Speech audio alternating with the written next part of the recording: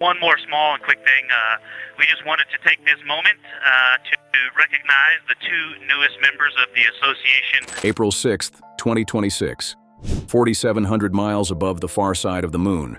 4 astronauts saw something no human being has witnessed in over 50 years. A total solar eclipse, but not the kind we see from Earth. This one was viewed from deep space, with no atmosphere in the way, with the glowing plasma of the sun's corona stretched across the black sky, and the surface of the moon lit only by the reflected light of Earth itself. 54 minutes of totality, more than any human being has ever experienced. And then, while the lunar surface sat in complete darkness, they saw something nobody on Earth expected. A flash, then another, then another. Commander Reed Wiseman's voice crackled over the loop to Houston. Quote, "That was definitely impact flashes on the moon. And Jeremy just saw another one, micrometeorites, striking the moon at tens of thousands of miles per hour, 4 to 6 of them, in a single hour. Witnessed live by a human crew for the first time in recorded history." This is episode 65. Today we're breaking down what happened during Artemis 2. The eclipse that could not exist anywhere else in the solar system. The meteor strikes that rewrote lunar impact science in a single hour. And why everything we are about to learn will shape the future of humans on the moon. If deep space exploration still gives you chills, drop a comet emoji in the comments below. The mission. Let's set the stage. On April 1st, 2026, the Space Launch System rocket lifted off from Kennedy Space Center in Florida. On top of that rocket, an Orion spacecraft the crew had christened Integrity. This was Artemis 2, the first crewed mission to leave low Earth orbit since Apollo 17, 53 years ago. 4 people: Commander Reed Wiseman, a retired Navy captain and veteran NASA astronaut; pilot Victor Glover, a Navy captain and former combat aviator; mission specialist Christina Koch, an electrical engineer who previously held the record for longest single spaceflight by a woman at 328 days; and mission specialist Jeremy Hansen, a colonel in the Royal Canadian Air Force representing the Canadian Space Agency. They rewrote the demographic history of human spaceflight. Glover became the first person of color to travel beyond low Earth orbit. Koch became the first woman. Hansen became the first non-American. And at 50 years old, Wiseman became the oldest person ever to circumnavigate the moon. The mission lasted 9 days, 22 hours, and 32 minutes. Splashdown in the Pacific off San Diego on April 10th. The ablative heat shield survived re-entry at lunar return velocity. The parachutes deployed. The USS John P. Murtha recovered the capsule 240 miles offshore. Everything the engineers needed to see, they saw, and everything the scientists did not expect to see. They got that too. The trajectory. Artemis 2 flew what orbital engineers call a free return trajectory, one of the most elegant mission profiles in spaceflight. After translunar injection, the crew spent 4 days coasting outbound. On Monday, April 6th, Orion entered the lunar sphere of influence and began its flyby. Closest approach, 7 p.m. Eastern. The spacecraft passed 4,100 miles above the lunar surface. At that altitude, the moon appeared through the windows roughly the size of a basketball held at arm's length. Close enough to see the Terminator and the craters, and far enough to view the entire lunar disk at once. Then the spacecraft flew behind the moon. For 40 minutes, the lunar mass physically blocked every radio signal between the crew and Earth. No voice, no telemetry. Johnson Space Center, silent. The Canberra Deep Space Communication Complex in Australia, silent. The astronauts were, for 40 minutes, the most isolated human beings in the history of the species. Communication was re-established at 7:24 p.m. Eastern as Orion emerged from behind the lunar limb. 2 minutes before that, at 7:02 p.m. Eastern, the crew broke one of the oldest records in spaceflight. 252,756 miles from Earth, the farthest any human beings have ever traveled. The previous record, held by Apollo 13 since April 1970, fell by more than 4,000 miles. Then the gravitational slingshot accelerated Orion back toward Earth.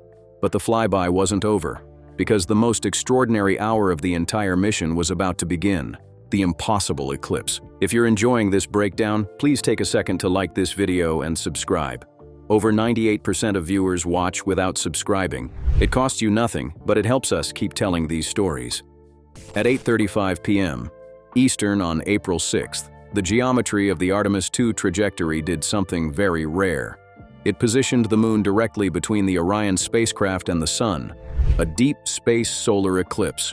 The window lasted 54 minutes, and the view the crew got, no human being has ever seen it before. Here's why.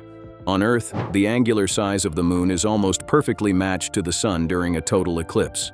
That's why we can see the corona, the sun's outer atmosphere. But Earth's atmosphere scatters light and distorts the view.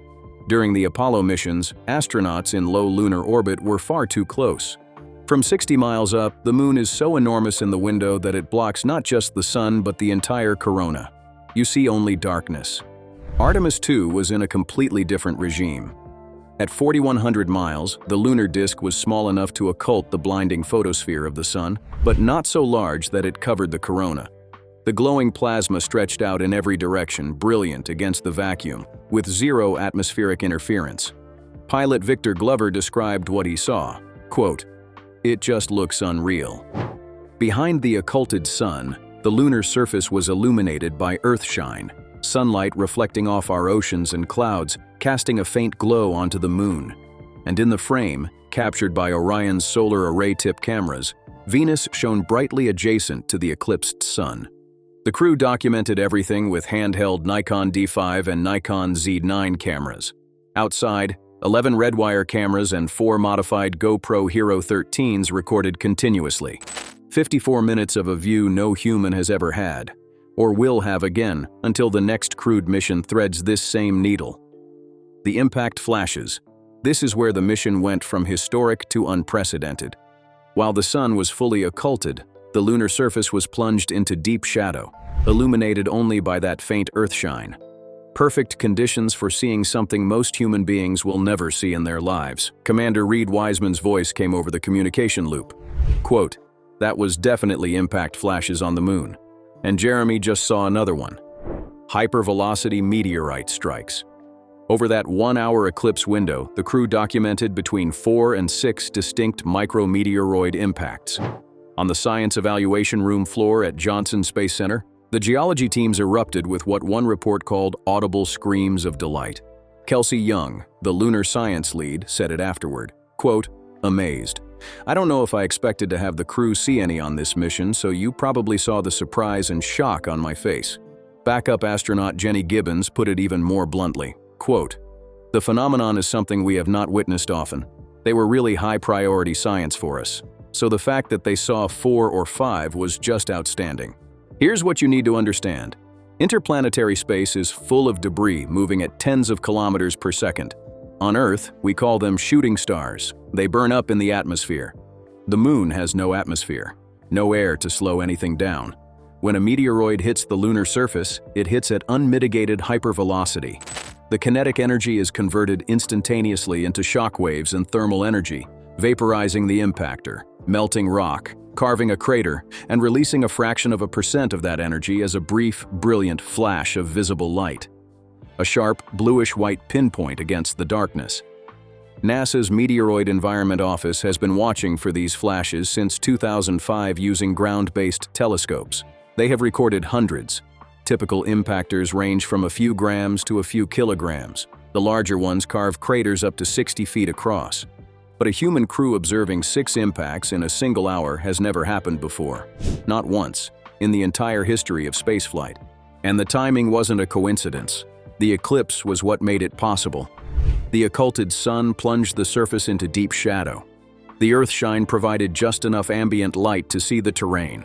Every condition required to spot a hypervelocity impact flash, stacked in exactly the right way. The science yield. Here's what those flashes mean for the future. NASA's Meteoroid Environment Office, led by Dr. Bill Cook at Marshall Space Flight Center, maintains the meteoroid engineering model, a physics-based simulation predicting how often, how hard, and how large objects will strike the moon. Until now, it has been calibrated almost entirely with ground-based telescope data. Artemis 2 gives Cook's team something completely different: high-fidelity, in-situ visual data from the orbital vantage humans will occupy in the coming decades. Chief Exploration Scientist Jacob Bleacher is cross-referencing the crew's time-stamped flash reports with high-resolution topographic maps of the lunar surface, synchronizing telemetry with amateur astronomy observations to pin down impact coordinates and energy yields. This is not academic, this is engineering. Artemis 3, Artemis 4, and every mission that follows is planning long-term human habitation at the lunar South Pole. Pressurized habitats, rovers, astronauts conducting EVAs. Every structure and every person has to survive the meteoroid environment. The existing documents addressing that risk were written in the Apollo era, when astronauts were on the surface for hours or days, not months, not years. Artemis 2 just provided the most important calibration point for lunar impact modeling since the Apollo seismometers went quiet in 1977. And the irony, nobody knew it was going to happen. The crew also ran planned biological research. The Archer study monitored sleep, stress, and cognitive performance. Immune biomarker samples were collected in flight. All of it feeds the Spaceflight Standard Measures databank that has been building a physiological baseline for deep space missions since 2018. Every piece will shape how we send humans to the moon for longer stays. And eventually, to Mars. What comes next? Now, where does NASA go from here? In February 2026, even before Artemis 2 launched, NASA made a major architectural change. Artemis 3 was originally supposed to be the landing, boots on the lunar surface for the first time since Apollo 17. That is no longer the plan. Artemis 3, now targeted for mid-2027, will be a crewed rehearsal in low Earth orbit. The mission will test rendezvous and docking between Orion and the commercially developed human landing systems, SpaceX's Starship HLS and Blue Origin's Blue Moon. Both companies still have to complete NASA's human rating certification before crewed lunar operations are authorized. Artemis 3 will also feature the first orbital test of the Axiom Extravehicular Mobility Unit spacesuits, the Axiom-U. By early 2026, Axiom had logged over 850 hours of crewed pressurized testing. The actual lunar landing, the first human steps on the moon since December 1972, is now scheduled for Artemis 4. Target date 2028. Landing site near the lunar South Pole. NASA Administrator Jared Isaacman praised the crew for accepting, quote, significant risk, and said America will, quote, never give up the moon again. Associate Administrator Amit Kshatriya framed it in historical terms, quote, 53 years ago, humanity left the moon. This time, we returned to stay. The future is ours to win. What happened on April 6, 2026, above the far side of the moon, it cannot be replayed. Not on Earth, not from low lunar orbit, not from any spacecraft that has ever flown. It required the exact trajectory, altitude, timing, and crew in exactly the right window of a 4,100-mile free return curve. 54 minutes of a solar eclipse physically impossible to witness from our planet.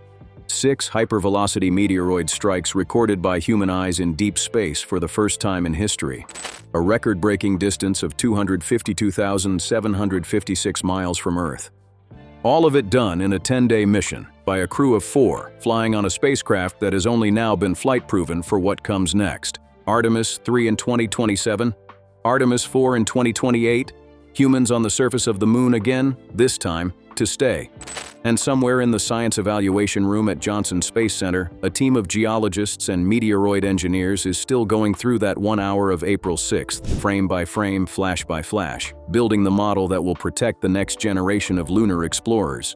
That is what Artemis 2 actually did. It wasn't just a test flight, it was a moment in human history we will be studying for decades.